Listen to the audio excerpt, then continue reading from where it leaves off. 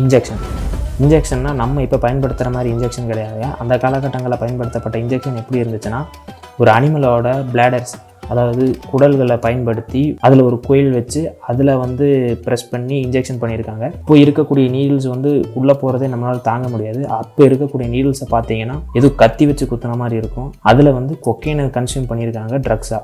இதை யூஸ் பண்ணுறதே பெயின் கில்லராக தான். ஆனால் அந்த பெயின் கில்லரை போடுறதே ஒரு மிகப்பெரிய பெயினாக தான் இருக்கும். கடைசியாக பார்க்கக்கூடியது ஒரு விதமான டீ. இந்த டீயோட பேரை என்னால் ப்ரொனன்சியேஷன் பண்ண முடியல. நான் உங்களுக்கு டெக்ஸ்ட்டோட கீழே போடுறேன், பார்த்துக்கோங்க. இந்த டீ எதுக்குன்னா, ஐ ப்ராப்ளம், கண்ணில் எதனா பிரச்சனை வந்துச்சுன்னா அந்த கண்ணில் இந்த லிக்விடை விட்டுருக்காங்க. அது போக ஸ்டொமக் ப்ராப்ளம், அல்சர், இந்த மாதிரி விஷயங்களுக்காக இந்த ட்ரக்கை யூஸ் பண்ணியிருக்காங்க.